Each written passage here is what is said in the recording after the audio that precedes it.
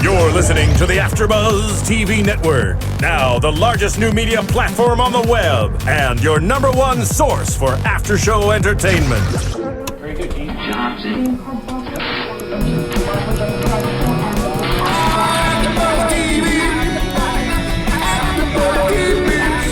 The AFTERBUZZ Studios in Los Angeles, California. Presented by Maria Menounos and streaming live thanks to Akamai Technologies. This is AFTERBUZZ TV's Blacklist After Show. We'll break down tonight's episode and get you all the latest news and gossip. And now, another post-game wrap-up show for your favorite TV show. It's AFTERBUZZ TV's Blacklist After Show. I heard, as it were, the noise of thunder. One of the four beasts saying, "Come and see." We're getting biblical up in here. And behold, a white horse. I love that. It's so good. I love that. So good. Oh.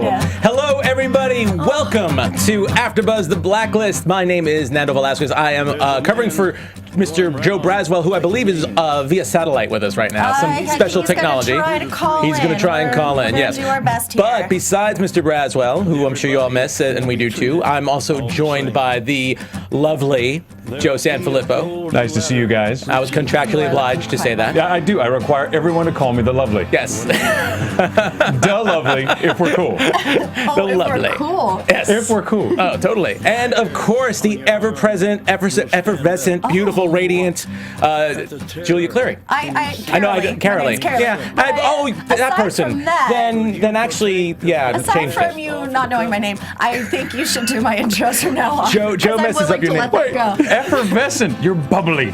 You're like a Sprite. It's wonderful. Sprightly. Effervescent, yeah. I've been called many things, but never that. Yep, well, there you go. Alka-Seltzer. I thought Alka-Seltzer, but then I thought Alka-Seltzer's Pop, not pop, nice. fizz, fizz. Yeah. Pop is And we're listening right now to one of the. I just want to mention this song, Johnny Cash. I mean, we heard the quote at the beginning, which this song just totally explained Red completely this episode. The name of the song is "When the Man Comes Around," and I will say I want to get first impressions from you guys, but I just want to start off by saying I love the music in this episode. This song in particular, but the other one also. I wrote it down because it was something I wasn't. I guess the name of the band is Junio, Line of Fire, and that was the scene by the lake toward the end. Oh, man. That was a beautiful song too, but this one was just perfect. Like the montage, what they had the man going. comes around. Yeah, I mean, just showing all of that. It was amazing. Coupled with his brilliant face when we're hearing that speech in the beginning, the biblical reference, and just watching his face and just, he spadered it. Yeah. That should be a thing. He spadered the shit out of it. He spadered the shit out of That's this what he did. episode. Well, that whole song was played, and actually the last line was a quote too. I think I wrote it down here too because it was so awesome.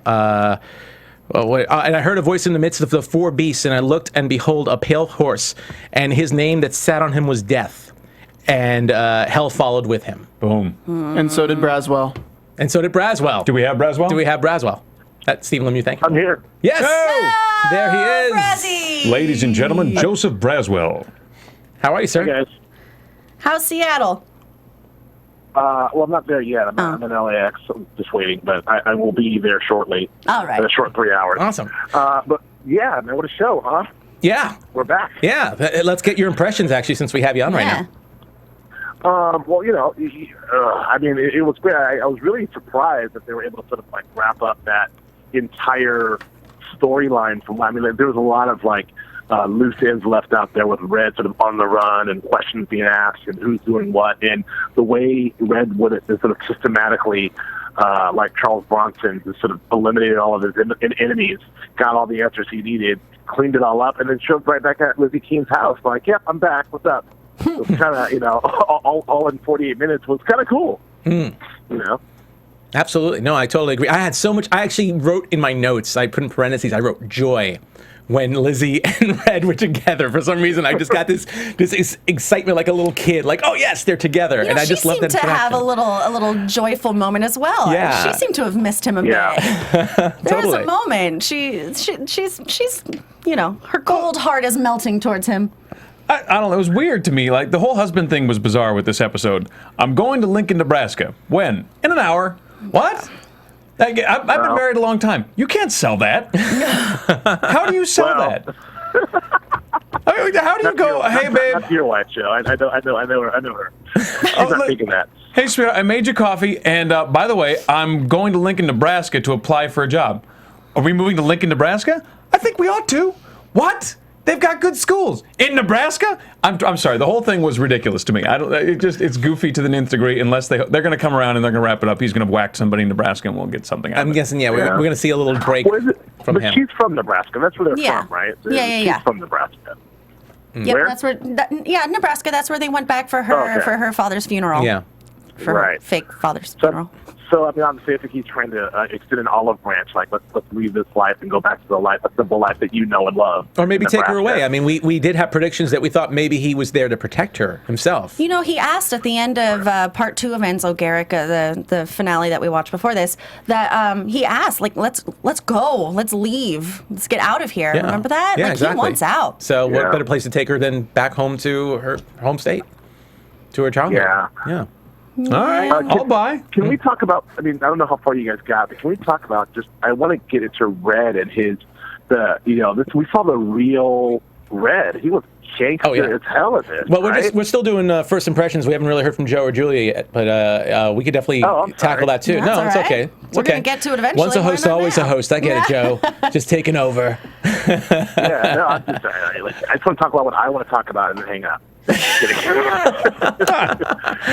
But Flip, what do you? I loved it. I thought it was a great episode, and I really do. I get a kick out of watching someone who's obviously been working with some restraint. Just take the gloves off and just brass knuckles, and this is how I do. And I loved. We'll talk about this in a few minutes, but I really enjoyed how. How he took everybody, like, you came at me, you are going to die. That's just how this is going to go. And I thought it was very interesting to see the looks on the people's faces where I don't think they understood quite where they were. You know what I mean? I don't think they understood who they'd gone after. I don't think they understood what they had gotten involved in. But there's no question in his mind. Like, you screwed me. You're gone. Good night. That's it. And that was really you really got a very, very clear impression, a clear glimpse here of why he is the super criminal he is, and why he has been able to garner such an amount of power, because there's no other way to play that. And he's so smart. He determines who lives and who dies. As we talked about before off camera about the banker. Yeah, the only one he lets go is the banker, which I will have to, I'm sure that'll be explained later on why he let the banker go. But everybody else, from the bottom to the top, got whacked. Yeah. You know what was interesting about Red in this episode, and one of my favorite things about Red, it's that, yes, he was on fire, yes, he was vengeful and just kind of crazy, but and lacking any sort of remorse, but it was almost like he realized he had let his guard down a little bit. Maybe getting involved with the FBI, getting involved with Lizzie, making things a little bit personal. And when his dear Lou was killed, that he sort of realized, oh shit, I need to get my shit together and be who I am. Take care of business, because that's what Red does. And he's great. And you know what? He's not in great shape, so you wouldn't call him an action star, but you do not doubt his ability. And it's a lot of it's just his acting, his presence. Oh yeah, it's amazing. You don't for act, sure. Yeah. And he could just kick anybody's butt. He was robbed at the Golden Globes. So yeah, totally. Robbed. So let's get into what Joe wanted to talk about. There's a guy named Bryan Cranston, but Who's that guy? He's done some good work. Who's that guy? Who's that guy? I haven't seen him in 6 months. What's going on with that? He's disappeared, out of sight, out of mind. Anyway, let's move forward. Let's talk about actually what Joe's. That's next on the list. What Joe actually brought up. So let's talk about the vengeance that Red had this episode, because it's just that's the top thing I think that we all loved. So Flip, what do you got to say about that? Well, Red cleans house. Oh. So me or Joe? I said Flip. Yeah. Well, you can both talk. Let's have Flip talk first, and you can add in. Flippo? Flip, go ahead. I'm gonna go. Yes. This call-in thing is very convenient. So Red cleans house. I mean, that's what I call it. And at the end of it, he very clearly drops that on Lizzie. He's like, yeah, my house is in order, but yours isn't. It was, to me, it was that guided missile deal. Like I'm going to go straight up the chain, and I'm going to go one by one, and we're going to find out everybody who's involved here, and they're going to give me the next person, and I'm going to find out how you guys were contacted, how you were paid, who you were paid by. We're going to go up to the paymaster, up to the banker. From the banker, we're going to bounce over to the mole. We're going to get this all cleared up all at once, and there will be no loose ends, except for, oddly, the banker. But it was interesting. With the paramedic, right? You got such a pretty face, and you're a paramedic. This is such a shame. It's a shame. And boom, she's out. The doctor, boom, he's out. Apple Guy's assistant, but we didn't get to the Apple Guy. But we got to Apple Guy's boy. Boom, he's gone. And it's never really clear what he did to Apple Guy, but he was definitely holding his hand, and there was blood somewhere along the line. So I mean, he definitely messed up Apple Guy. Yeah, Apple Guy's assistant. But it's funny, like there was no one, no matter how small their role was, who was spared except the banker.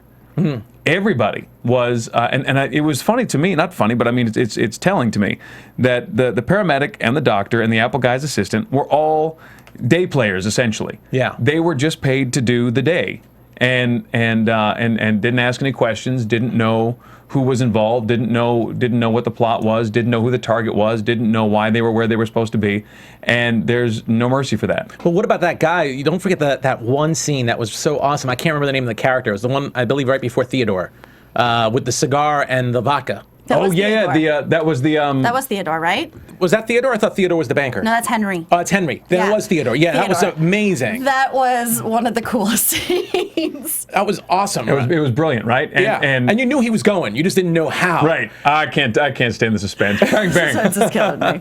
Right? The suspense is killing me, man. So good. Yeah, I can't forget that. That was like a highlight, just the way he handled that whole interrogation. Paying people in 5s and 10s. Oh, gee whiz. Braz, what do you got to add to that? Yeah, a lot of the same stuff. I just, it's working backwards from where you started with that guy with the cigar. That was, I was just marveling at how Spader's able to make these pretty heinous acts. I mean, like we just watched him sort of be, albeit maybe he's a bad guy, but sort of torture this guy. A little bit, pour the vodka on him, threaten to light him on fire, basically psychologically torture him, if not about to physically torture him, and then just shoot him point blank in the chest. And our reaction as viewers are almost like, yeah, get him, Spader. It's like, it's a weird thing that he's able to accomplish that. So Spader's able to draw us in to this guy who is doing these very heinous things and sort of make him root for him. But more, the thing that I take away from that, the same thing you said, is once they got to the paramedic, which was the turn in that whole sequence there, when the audience is led into the fact that he's killing everyone, that was kind of chilling for me. It was like, Red's not effing around. Like, even the paramedic has to go, and she didn't know what was her thing. But then I realized that A, he has to completely clean house because that's how it's done, and B, he has to send a message to the person who hired him, like, look, if you hired whoever you touch to hire me, I will burn down I will scorch the earth. To let everybody absolutely to get to me, to get to you. That's kind of like that. That's the world that he lives in, the world he's playing in. And it's like every now and then the show reminds us that Red can wear the fedoras and walk around and use the smug charm and do the quips, but he's the goddamn super spy, and he will scorch the earth. Like that. That's kind of what he does. Well, it's interesting. And that was the. I was going to say, you said... This is a good reminder of that. Yeah. A reminder of that. Well, it's interesting because one of the things that I heard you say was he wanted to send a message. And the one thing that he got to send a message is by killing his trusted assistant, his trusted accomplice, Mr. Gray. Newton Phillips. Yeah. Newton Phillips, who turned out to be one of his closest confidants. Well, he has a name. Poor Charles Baker. Man. Yeah. Our boy Charles Baker. I know, who we actually had on the show. I wasn't here for it. Our guy. Yeah. Killed rough. And big surprise there. That was very reminiscent of The Godfather. Very, very Fredo-esque on that scene. Huh? Like a lot of, I hate to do this. He did everything but give him the kiss. Give him the kiss of death. Yeah. Everything but you broke my heart. You broke my heart. It was, and he's like, please make it look like an accident. My wife doesn't know. And that whole scene. And actually, the cinematography in that scene was amazing, too. Right before you went on, I was talking about the song. I thought the song was perfect also. And, just that long shot of him putting the bag over his head and then letting him suffocate. That was a beautiful killing. It was the bag that was holding the ashes of his Lou. Yeah. Oh, is that the bag? Yeah. Symbolic, my friend. Poetic. Symbolism. Hey, guys, I'm sorry, guys, I interrupt. I got to get on my plane, so that's it for me. Okay. Well, have a safe flight. Yeah. I will have a safe flight. Happy New Year to all of you, and I love you all, and I'll see you very soon. Okay, awesome. Take care. Have a safe flight. Bye, Braz. Bye. Bye, Braz. Mr. Braswell, everybody. Woo. So, I just wanted to definitely bring up. I have one thing about Gray. I don't feel like and I've learned this recently. I'm actually working my day job right now. I'm working actually on a show. I'll say it on the Sundance Channel. I'm working behind the scenes called The Writer's Room, which will start premiering in a couple of months. But one thing I've been noticing from some of the shows that I've been researching is a lot of times actors who have bit parts, like recurring characters, that they sometimes get jobs because they're so good, they get jobs in other shows. And when they do, sometimes they have to be written out. So I would actually wonder, like, did Gray's role, was it really established, or it seemed very sudden to me that he ended up being the mole? Well, he's had some moments throughout the series so far, starting with the very first time we meet Red is with Gray. Yeah. You know, and he's played as a pretty, buttoned up kind of guy, very serious kind of guy, and then we see him again when we're in that house that Right, where he's drinking that bizarre liquor. Drinking the weird milky liquor. Milky stuff. Mm-hmm. And you can tell that he's a bit of a confidant because, they're talking about very, very intense business. Well, we even made predictions about him in the future. So I feel like it was like really sad to see him go. It was a little sudden almost. Well, I wanted some more. Yeah. I wanted more Gray. Well, I do like the idea though that the weak link, that one of the weak links is on Red's team. Mm-hmm. I think from a writing standpoint, I think that's more interesting than having all the weak links be with the FBI. And so far, we haven't really figured out who the FBI mole was. They thought it was the one guy whose name I can't remember. Yeah. Yeah. And that was a great scene, where he says, you got 2 minutes. I'm going to disassemble this Colt 45 1911. That was another great scene. Right? Yeah. And by the time, this is going to take me 2 minutes, and that's how long you got to do this. Yeah. And so there was no question at that point, okay, you obviously wouldn't be stupid enough to get tracked this way. Mm-hmm. But we still don't know who the FBI informant is. It obviously wasn't enough that, what do you call it, Newton Phillips didn't know enough to give away all the stuff that was given away. Mm-hmm. So there is still an FBI mole, we just don't know who it is. Yeah. Well, we'll talk a little bit more about the mole, because there were a couple other scenes that interject too, and we definitely get on that side. But yeah, we still don't know. There's still a lot of questions in that end. But let's move on to the other. What's great about this, by the way, I wanted to bring this up in First Impressions, but I got locked into music because I just love that song. What I love is this kind of reset this episode after the last episode of 2013 when Red escaped. Mm-hmm. We get to see Red doing his own thing and Lizzie doing her own thing. So they're pretty separate right now in the sense that there's a very clear A and B story, and Red doesn't trust the FBI right now. So he's definitely going to be just dealing with Lizzie. So they're going to do their own little thing, and then they might have a little meeting at the end. Yeah. And that's it. But now that I mentioned that, let's get to see that part of the story. I don't know if that would be the B story or the A story, but we get to talk about the Good Samaritan Killer. Yeah, with everything that goes on in the show, all the mysteries, I would say that the villain of the week, this Good Samaritan, is kind of the B story. Mm-hmm. I found it to be a little bit secondary because I'm so invested in everything else. But it's nice because it takes my mind off the head explosion that's about to occur in my living room. So we had the Good Samaritan this week, who was played by Frank Whaley, who you have seen in a million different things. He had smaller parts in Pulp Fiction, Born on 4th of July, Red Dragon. He's all over the television. So, I mean, I knew his face. I love this guy. Yeah, he was the big brain on Brad. That's who he was in Pulp Fiction. He was what? He was the big brain on Brad. He was Brad, right? Yeah. Anyway, so I love this guy.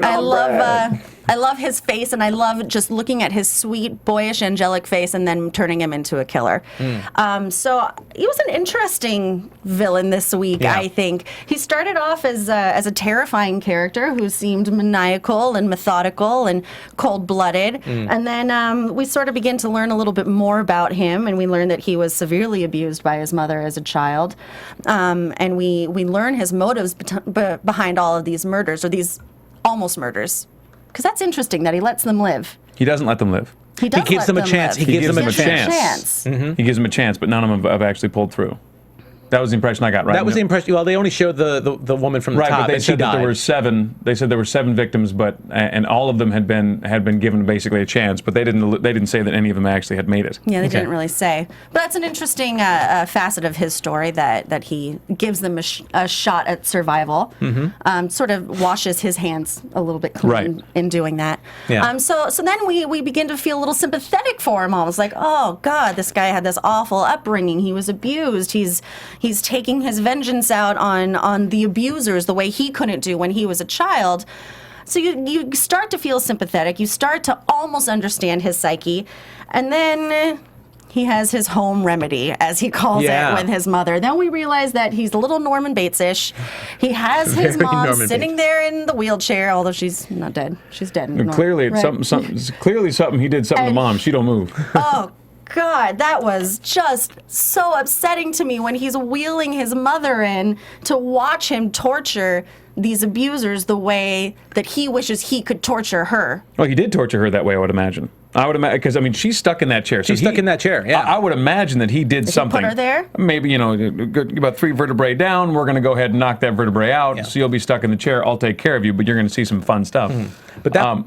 Go ahead. I was going to say that monologue. I actually wrote it down word for word. That monologue he was giving when he was explaining. When he was in the self-help group? No, not even that. When he had the what was the guy's name he had over him? George remember. or something? Yeah. He had him of saying, I suffered a lot of pain in this world, courtesy of the one person in this world who was supposed to protect me. I found it inconceivable that a person could hurt someone whom they claim to love, and not just hurt, but torture. And then one day I realized she wasn't experiencing pain, but it was the opposite. Pleasure. Yeah. I thought that was really crazy that he, the only way to experience, to give them pain back. But at the same time, he's getting pleasure from this. You know what's interesting to me, at least for me anyway, I don't know about anybody else, but in watching that, my first instinct when you see somebody, bound to a table being tortured is, oh, that's terrible. And I think that's natural and normal. And I 90% of the time, I think that's appropriate. But I found that it was very interesting. I didn't feel any empathy with either of the victims that we saw at all by the end of it. And really, I do think it's I think as a society we kind of go, okay, well, moment of rage, we can forgive that. Methodical, carefully thought out torture, we can't forgive. And at some point it becomes like, well, what's the damn difference? If the end result is broken wrist, broken rib, broken collarbone, punctured lung, if the result is the same, what's the difference? And it was interesting to me. If you're a grown man and you can't control yourself, or if you're a mom and you can't control yourself, I had tremendous empathy for our Good Samaritan. Well, here's 2 thoughts I had about the victims. The first one, the woman in the top. Who takes a drink from a guy she doesn't know? I don't care whose party it is. I don't care whose uncle you say you are. She just randomly took a drink. It was like within 2 seconds. I'm like, I'll yeah, take she's that. drugged. Yeah, of course, this is the bad sure. guy. Yeah, of course. So that first of all. But second of all, yeah, we got to find out a little bit about his modus operandi. Going for the abused victims, parents, spouses, whoever caused that. But then we see him following George in that self-help group. And we see George confessing, saying he has a problem. And we see a moment of him feeling guilty and wanting to fix himself. And for a second, I actually thought, he's not going to go for him. He's in the self-help group too. He sees this guy. This guy really is tormented himself, and he's working on it. The answer is not to just kidnap him and do these things, but that's exactly what he does. Well, let me give you a different point of view, maybe. I think at some point you have confirmation. You have a suspicion that the husband's beating the shit out of the wife. Yeah. But when you go to the self-help group and you hear him confessing, yes, I did this, and here's my point of view about it. So now there's no more ambiguity. He definitely did it. Yeah. So it's not like does that make any sense? Yeah, that makes perfect sense. So so from my point of view, the self-help group is not an opportunity for him to say, that doesn't sound He's terrible. not judge, he's just executioner. I've been to AA meetings, not as a member, but as a guest, and I've listened to some of the people talk, and sometimes those meetings, they're for some people they mean the world, and for other people, they're just opportunities for them to get out there and kind of BS a little bit and say, I really feel bad that I did this stuff. I'm going to do it again. But I'm going to do it again tomorrow. Yeah. So what was the point? I guess I felt differently from. I guess I felt him, the actor who did that. I guess I felt some emotion that he really felt guilty and wanted to change. Well, in receiving that confirmation that yes, this guy is the abuser, again, it clears his conscience. Right. That I think that's really important to this killer, that he does it out of a sense of being the hero, being heroic, doing what he could never do, standing up for all the abused. Yeah. Where no one could do that for him, but Which he'll is do that for them. why I think that he's not the one who put his mother in the wheelchair. I think once she became afflicted with whatever it is that put her there, where she can't even speak, that's when he found his freedom, and that's when he finally found his voice, and that's when he finally could do something about it. I think the ultimate Maybe, torment. I think the ultimate torment that she was probably dealing with is the monster that she created. Yeah. The monster he became. more than anything else, just to see him inflict this. And I will say, this episode, this was a pretty creepy episode with this character, and there were definitely the retina scene and the scene in the beginning when he was collapsing the lung. God, that made me flinch. That was, rough. for network television at 10 o'clock at night even. I was just like, I don't think The Walking Dead has made me flinch like that. You know, I don't think there are other shows that have made me flinch like some of those moments in this episode. But this is my point, and this is something I think that's germane to us, to humans. Yeah. Is when something happens quickly and it's a reaction and it's like, oh, I'm so pissed and I did this, and oh shit, I punctured your lung. We have one reaction. But when someone holds you down and punctures your lung, like deliberately, when you're bound and incapacitated and helpless, we respond very, very differently. Oh yeah. Well, when you know it's coming. Yeah. The anticipation is killing me. He's killing me. You got it. He's clinically telling her what he's going to do to her. Yeah. And you see the could tools. anything be more terrifying? Yeah, and you see the tools, and you just have to wait for that moment. That moment comes, you just practically close your eyes and just like have to look away. Yeah, It's like Saving crazy. Private Ryan. Like Saving Private, well, it's like a lot of different things, but like Saving Private Ryan, definitely very gory or very intense moments like that. So, absolutely. I dug this killer. Let me wrap it up with that. Yeah, I support you. I also dug this another I gotta really say, good, juicy killer. He was a good one. Yeah. I will say this. I'm really surprised that there was a graphic at the top saying he was number 106. 106. Because he didn't seem to have any connection to Red whatsoever. And we thought to this point that the numbers on the blacklist were from Red's personal blacklist. But he had a connection to Lizzie. Lizzie was very connected to this, which also I get very, very confused about her timeline because I How was she lead on a case when she just started? She just started. Yeah, I thought that was interesting too. When she was. How did she have one of his victims die in her arms, and that's why she's so committed to catching this guy? When? Yeah. We were in school. God. All right, I'll put that on the list. Hold on, let me put it on the list. Thank you. List shit to ask people. Okay, I got it. But you know, one thing we definitely shouldn't overlook, that she was really, really passionate about this case. Was it more to it than just a case that she couldn't close before? Was there something in her past? Notice the conversation she had with George at the end, that if he even looked at his wife sideways again. She did get a little dark there, didn't that she would do what she stopped, the Good Samaritan from doing. She would do it herself to him. Yeah. So There's something going on there. There seems to be something a little bit deeper there. It might have something to do with the scar that we've known from the beginning, that we figured is associated with a fire. But we still don't. There's still something there in her past we don't know. There's a lot in her past. There's a lot, but this in particular seems to have a trigger to something that we don't know about as of yet. Fair enough. I'm with you. You know, they were doing that interview on Today, I think, and James Spader, the interview with Al Roker, it was interesting. He was saying that the show just keeps it the way they have it structured. You can just keep unpacking. You can keep basically there's so many different things that are not explained that we can just that's what he loves about the show. You can keep kind of going. There's no nothing set. So you can kind of keep unpacking things. And Roker asked him if he knows his relationship to Lizzie, and he says, "Yeah, I do." And Lizzie said the same thing when they interviewed Megan Boone. She said, "Oh yeah, I know the relationship." So they're dangling it out there in front of us. But one of the other things that James Spader said in the interview was Roker asked him if he liked Red Reddington, and Spader says, "Yeah, I really like him." So I couldn't play him every day if I didn't like him. He said, if I were him, there's probably some things I'd walk away from that he doesn't, but which I thought was cool. But he said he really likes him, and it was and that's true. You got to live with this guy, I guess, if you're playing him all day, every day. Yeah. So that was kind of neat. I was if you have a chance, check out the Today interview. It was really good. It was well done. Well, we definitely had a lot of fun watching him perform, and I think you have to love your work to exude that kind of energy for people to actually enjoy you. Red, the character of Red seems to enjoy his life. Yes, he has some tortured past that we don't really know quite yet what it is, where he had to blow up his own home.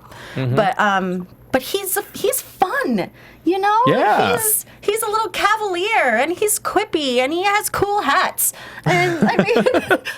He has a jet that flies him anywhere, everywhere, private at jet. any time. Like, It can make anyone disappear on it. How is this not a fun life? And you know what he's got on that jet? Hats. Hats for days. Tons of hats. He has a fun hat-filled We could life. put 4 more people on this jet, but I like my hats. Well, let's move forward to the other underlying bit that's going on this episode. Is due to the events from the last couple of episodes, the last 2 episodes with Arlo Garrick, they have determined there's a mole. Yes. In the FBI. There's definitely somebody giving information. And we saw Red's journey to evoke revenge, to get revenge, send a message that went all the way down to Gray, So he did away with that. But as he said toward the end of the episode, my house is clean, and Joe brought this up. My house is clean. Your house needs to get in order. There is somebody else. And this trail led the FBI to Aram. Yes. Through a phony account that was sent through. They were following the money just like Red, and they found it through Aram, and we found out that Aram isn't. So if Aaron isn't, there's a couple of questions here. Who is? And then what the hell was that scene with Alan Alda and the boss? What the hell was that scene? Yes. Here's my questions about that scene. What is Alan Alda's role with the FBI? Why can't Red go all the way after Alan Alda? What does he want to get to him? Is he even interested in killing him? Is Alan Alda too powerful for him to kill? Is Alan Alda the mole? Go, answer them all right now. You have a lot of questions. You know, I have a lot of questions too because she was so vague in that last. I thought she was in on it. The assassination failed. Yeah. The asset survived. The mole is eliminated. Who are you talking about? What happened? Yeah. Well, she obviously doesn't trust the men on the other side of that table. She won't tell him who the mole is. She won't tell him who the asset is. Well, not for anything. Alan Alda's on the other side of that table. I think that's pretty smart of her not to trust him. And Alan Alda has to go talk to the Senate, so he's way up there. He's a muckety muck. subcommittee. I mean, he's sitting down with the assistant attorney general, right? That's what she is. Our girl Diane. And what else did she say about the mole? So she can't reveal who the mole is because it would compromise her the asset. identity of her asset. But the particular threat to our national security dies with him. Him, by the way.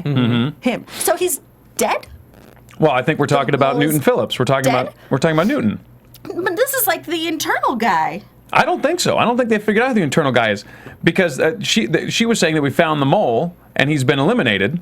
That was Newton, I thought. That was the impression I got. Maybe I'm wrong. Oh, I thought it was the FBI one. Oh, and who's the We don't have the missing FBI body? guy. Oh, the missing body, I think, is Who's probably. that? I'm guessing it's Lou. It's his girl.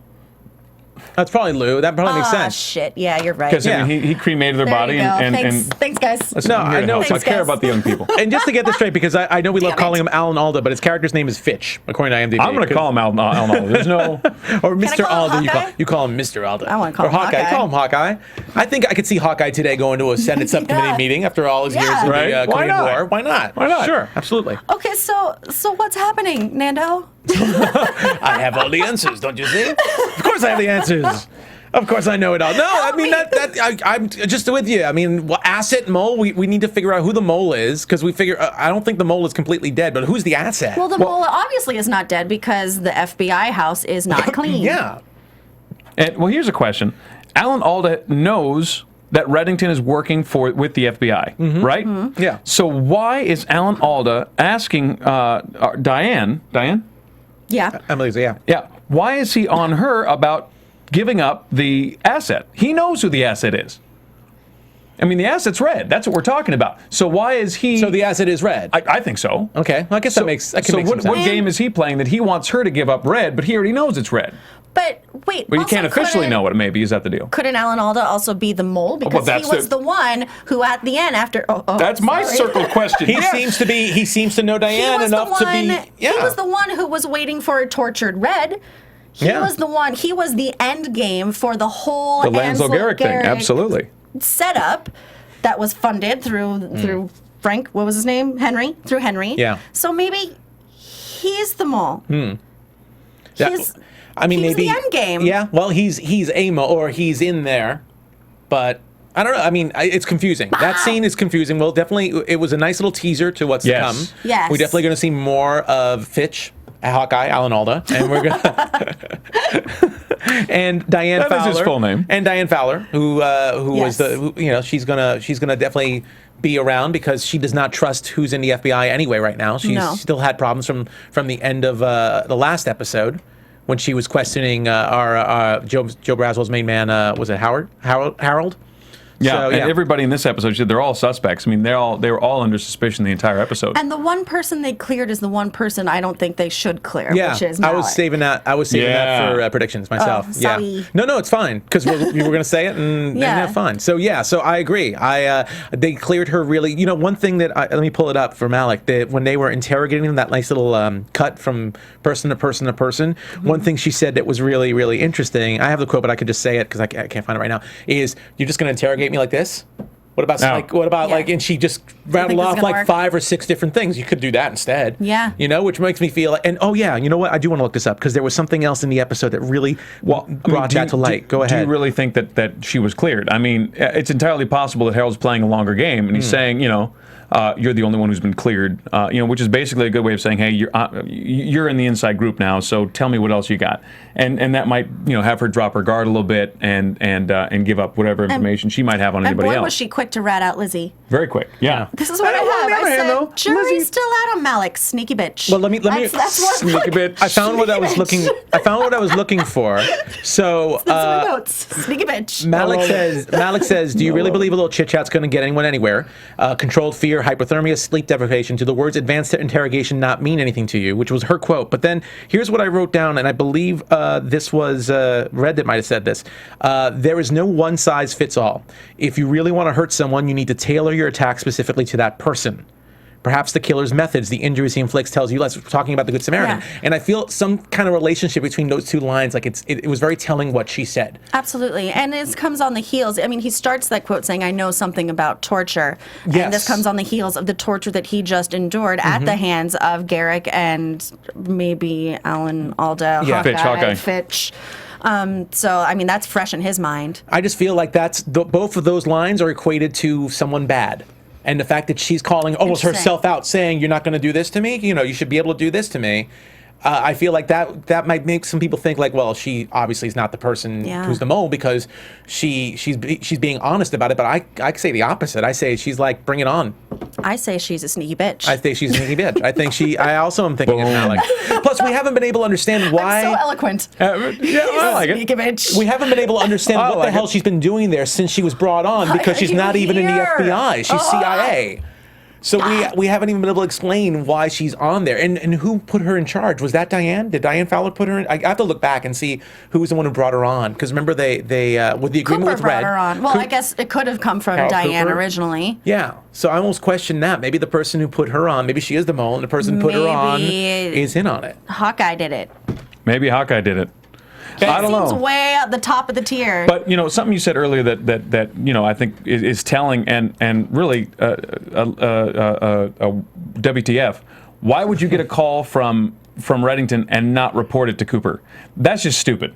That's just bad math. I mean, if you don't think that Cooper's tracking your phone, you don't think that the FBI. I mean, like we got full surveillance on them, except for their phones. Tap those. We're not going to tap the phones. We trust that them. seems too tricky. We don't trust them, but let them have their them a little phones. bit. Just a little bit. Phones. Just a little phone. Just a we're little looking at with a wiggle phone. room, just in case. No.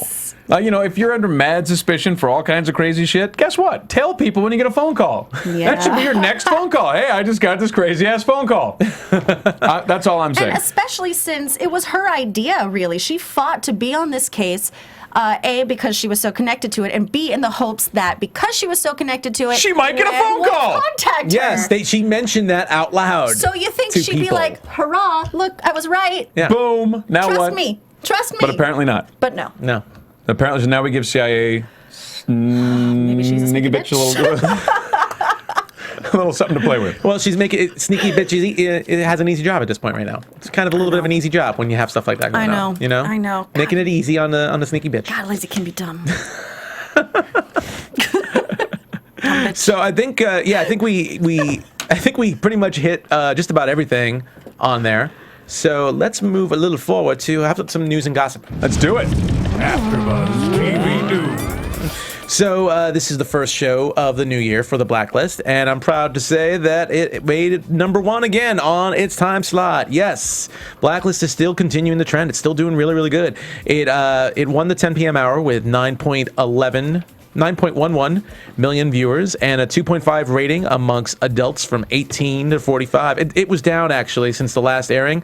Wow, it's down to a series low, but you know what? It's the beginning of January. And you It's know what? kind of stuff always happens too. Didn't have the voice follow-in. And it didn't That's have the a big voice. thing for them. That is a big thing. So, but it still won its time slot. Yeah, so I mean- it's been down. Yesterday, ratings were down altogether. So it's not any concern. I don't think the network would be really concerned about it.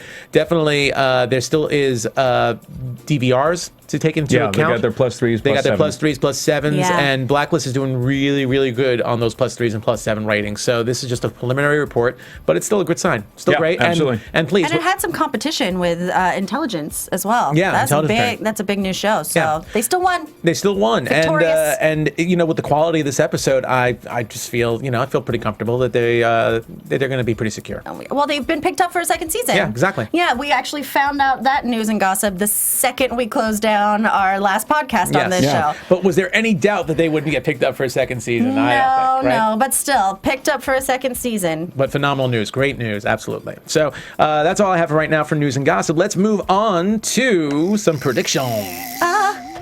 And now, your AfterBuzz TV prediction. And let's go with Julia. I knew it. I knew it. Braswell told me, Nando, he sent me an email. Why is this fun for all of you? He said, so fun. You get such pleasure out of my torture. You know something Cearley about must torture. always go first. Well, you know what? I kind of already alluded to it, but I think that Malik is the sneaky bitch, and she's there for a reason. What we didn't get to talk about too much today because he didn't really have that much to do is Tom. Mm-hmm. So I don't really have a prediction. I'm just my radar is extremely heightened when it comes to him right now, running off to Nebraska. I think that we're going to get some answers when it comes to Tom, who he is, their relationship, why their relationship is, why it has come to be at all. I think that's what we're going to learn in the next few episodes. okay, cool. That was a really bad prediction. I really suck at predictions. No, that was brilliant. You had a lot of good I stuff predict that there. you're going to beat yourself up over predictions. That's what I predict every week. I am. You only have yourself to blame. You gave up in predictions and before. You know what? I get ready for the show and I think, okay, predictions. Okay, I start to build myself up and really. You get think of them. anxiety. And then you guys come at me and it's just blank. That's all our fault. It is. It's all our fault. I blame Nando. Yeah, that's my I do fault. too. It's Nando's fault. Okay, my He's a fault. sneaky bitch. Well, just for that, I'm a sneaky bitch. Just for that, Joe, you go next. I predict that our boy Cooper is a bigger fish than we think he is. And I think our boy Cooper is connected to our boy Alda /Fitch /Hawkeye. So I think we're going to find further on down the line that Harold Cooper is not the super nice guy that we kind of have been given to believe he is, with the possible exception so far. I think at one point Red had a little talk about Afghanistan. Yeah. But I think that notwithstanding, I think we're going to find out that Cooper and Alda are in cahoots on some level or another, and I'm interested to see how that shakes out. And that is my only prediction. I'm not going to talk about the husband who I don't trust anymore. Going to Nebraska. Well, I'm going to talk about him. I kind of alluded to it, but I have not seen scenes for next week's episode, so I could be automatically wrong right now, but I really think that he's going to take a break. He's going to disappear for a while. Just disappear. And we get to focus on Red's hunt for trying to get to Alan Alda's, whatever this mysterious adversary that we still don't know. We don't believe that Fitch is the adversary himself, but works under the adversary. He's definitely one of the higher ups in there. So I really feel that we're not going to see Tom for a bit. I've said this before, and he's shown up right away, so maybe I'm wrong. But I feel like now's a good time to really separate Red's path and Lizzie's path, and I don't think there's room for Tom at this moment. Well, the more I think about it, that line that Red said, where he said, "My house is clean, yours is not," that could have a double meaning. That could also mean Tom. He could mean Tom. Exactly. Yeah, that's although What's it's really going on funny in her own household, as he says it in her house. I was going to say, it's ironic, though, that he's saying in her house when he says house. that. Interesting. I like that. Oh look! Was that kind of a prediction? High five. There you go. See, when you're not so focused on it, you can actually get one out. I'm the worst. I'm proud of you. I'm so proud of you. Slow clap. Slow clap. There it is. There you Gentlemen, go. thank you. All right. Actually, a fast clap. Thank you, Steve Lemieux. So, Mr. Braswell. I'm not Mr. Braswell. We can find Braswell actually on Joe K. Braswell on Twitter. Yep, Let's add him. That was nice. Thanks Good job. thanks to Braswell for joining in for a little bit on a very busy day, being a wheeler and dealer. Mr. Sanfelippo, where can we reach you? You can find me on the interwebs, my website, josephsanfelippo.com, or on the Twitters at JoeFlippo. Okay, and Julia. You can find me on Twitter, Julia Cearley, JuliaCearley. Same on Instagram, and you can also find me here at AfterBuzz with these chumps doing True Detective, obviously here on Blacklist, and coming up next month, Hannibal comes back. Yes. Yeah, and let me just say, we just started True Detective. Amazing show. Amazing. The four of us are on on it. If you haven't seen it, catch up on it. It's just the first week. Really, really awesome. Also, Hannibal's coming back for us, so we're definitely going to be doing that, and the four of us are together for Hannibal. And for Joe, and myself, the following next week, and Bates Motel later on. But yeah, you can catch us all on AfterBuzz. You can follow me on Twitter at Nandovel, Nandovel. Till next week when Mr. Braz will be back to take charge. My name's Nando Velasquez. On behalf of Joe and Julia and Joe and myself, thanks for tuning in. From executive producers Maria Menounos, Kevin Undergaro, Phil Svitek, and the entire AfterBuzz TV staff, we would like to thank you for listening to the AfterBuzz TV network. To watch or listen to other after shows and post comments or questions, be sure to visit AfterBuzzTV.com. I'm Sir Richard Wentworth, and this has been a presentation of AfterBuzz TV. Buzz you later. The views expressed herein are those of the hosts only and do not necessarily reflect the views of AfterBuzz TV or its owners or principals. Thank you for watching AfterBuzz TV on YouTube. For more of your favorite after shows and interviews, subscribe to our channel here, and be sure to share your opinion on the episode in the comment section below here. We'd love to see what you guys are buzzing about. Thanks again. Buzz you later.